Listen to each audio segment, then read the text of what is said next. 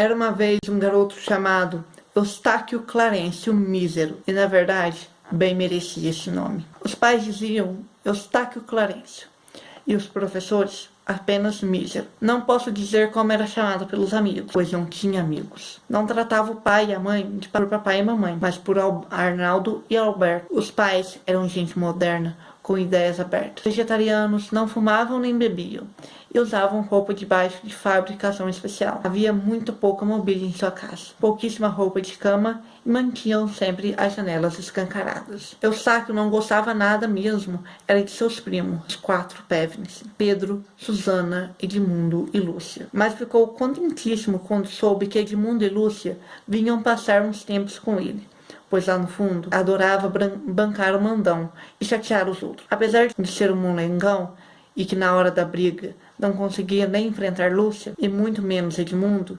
sabia que há muitas maneiras de aborrecer os outros, quando a casa é da gente e eles são os hóspedes.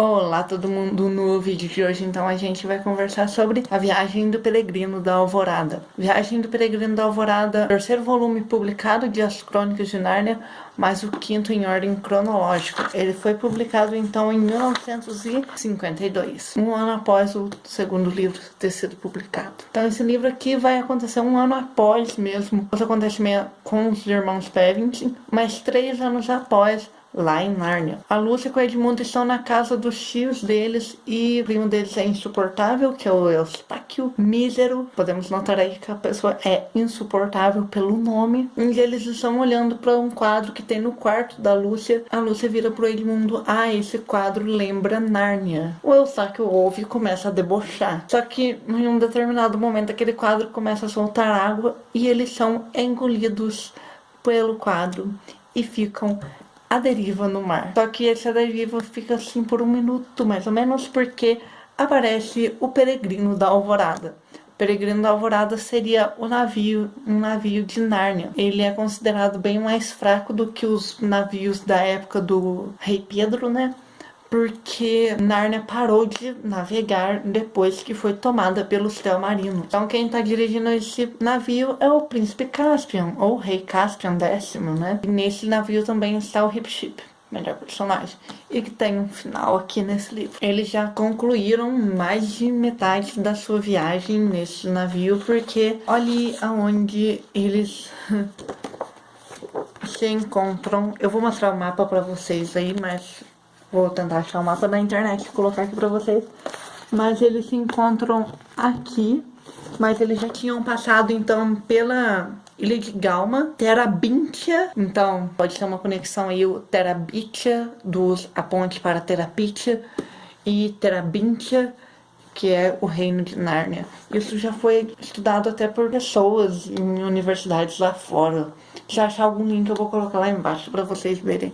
É bem interessante essa conexão entre os dois mundos. Eles também passaram pelas 7 ilhas e depois eles se encontram quando o Peregrino da Alvorada está indo para as Ilhas Solitárias. Nessas Ilhas Solitárias está acontecendo uma grande coisa, porque a população está sendo vendida para traficantes de escravos, meio que assim, sabe? E bem triste. Esqueci de contar, o principal objetivo dessa viagem do Peregrino da Alvorada é encontrar 7 lords que eram importantes e conselheiros do pai do Caspian. Só que quando o pai do Caspian foi morto pelo Miras, eles foram mandados embora. Então, nessas Ilhas Solitárias está eu não vou me lembrar o nome dele. Eles encontram e o Caspian deixa as Ilhas Solitárias depois que resolve o probleminha ali da escravidão com esse Lorde. Passando as Ilhas Solitárias, eles ficam um bom tempo à deriva, porque depois eles acham a Ilha da Morte, ou Ilha da Morte Negra, um negócio assim. O que acontece nessa ilha é o seguinte, é bem interessante, tudo se transforma em ouro, só que o ouro de lá é maldito. E também temos ouro de dragão em uma determinada parte dessa ilha. O Eustáquio, então, contra, e antes disso ele comenta que aquilo ali não era um navio de verdade, era só uma barconeta. Se ele encontrar o cônsul da Inglaterra, ele vai reclamar com ele. Esse garoto é insuportável no começo do livro, gente, sério mesmo, não dá pra aguentar ele. Mas depois ele fica melhor, porque o que acontece com ele? Ele encontra um tesouro de dragão. E todos nós sabemos que tesouro de dragão é amaldiçoado. Quando você pega um tesouro de dragão, você vira um dragão. E é isso que acontece com o Eustáquio. Ele é um dragão muito estranho.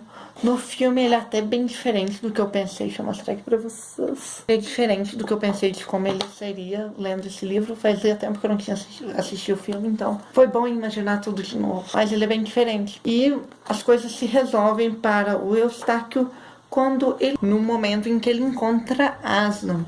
Nessa hora é uma cena assim muito estranha. O Eustáquio começa, ele ainda dragão, né? Começa a se arranhar e arrancar aquela pele de dragão, só que vai voltando a ser pele de dragão. Em um determinado momento, Aslan arranha aquilo e o Eustáquio volta a ser menino de novo. É bem bonito. Aí depois eles se encontram os tontos. Os tontos seriam anõezinho, só que não anões normais com duas pernas, com uma perna só. E eles são muito engraçados, porque o que acontece? Existe um mago que transformou, até onde nós sabemos aqui, nesses pedópodes. Aí eles, com raiva desse mago, que esse mago era muito mau e tal, vão lá e fazem um feitiço num livro do mago que fazem eles ficarem invisíveis. E pra voltar a ser visíveis, eles têm que, uma garota tem que ler pra eles o feitiço, fazer as coisas visíveis e invisíveis. E eles estão lá rendendo o pessoal do Caspian, todo mundo com medo, porque eles não enxergam esses seres.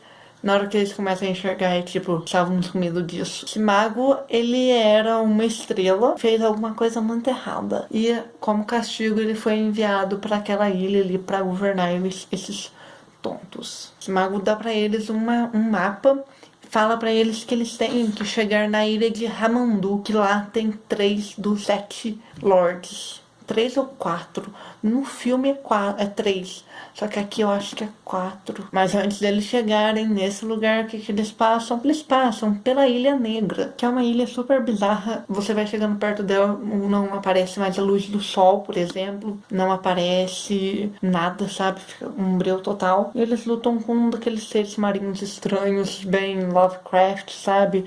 Ou aqueles seres que a gente estuda nas aulas de história que os portugueses, os espanhóis tinham medo na época das grandes navegações. E até onde parece, Nárnia é uma terra plana. Sim, Nárnia pode ser uma terra plana.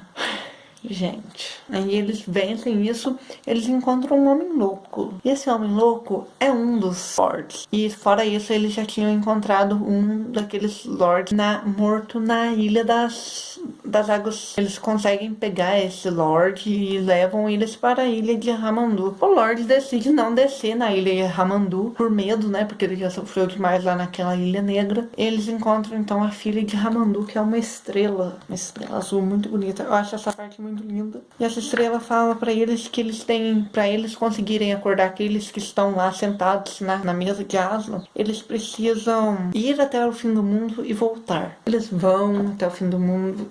Eles vão até o fim do mundo. Chega um determinado momento, tem uma musiquinha pro hip chip. Eu não vou achar a musiquinha aqui agora, eu tenho certeza que não vou achar. Mas se eu achar, na hora que eu estiver editando o vídeo, eu vou colocar o texto aqui pra...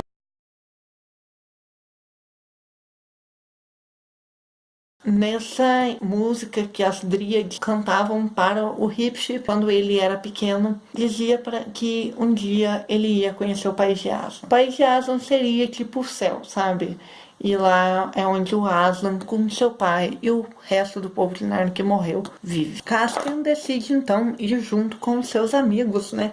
Porque amigos acompanham uns aos outros. Chega em um determinado momento, o Peregrino da Alvorada não consegue ir mais além daquilo que ele já foi, que a água começa a ficar rasa, o espaço ali fica menor. Então a Lúcia, o Edmundo, o Eustáquio e o Hip-Chip seguem, porque, né, eles sabem que eles têm que se encontrar com Aslan, mas a Lúcia fala pro Caspian que ele tem que voltar e se casar com a filha do Ramandu. E é bem interessante que ele volta, né? Porque ele não pode abandonar seu reino.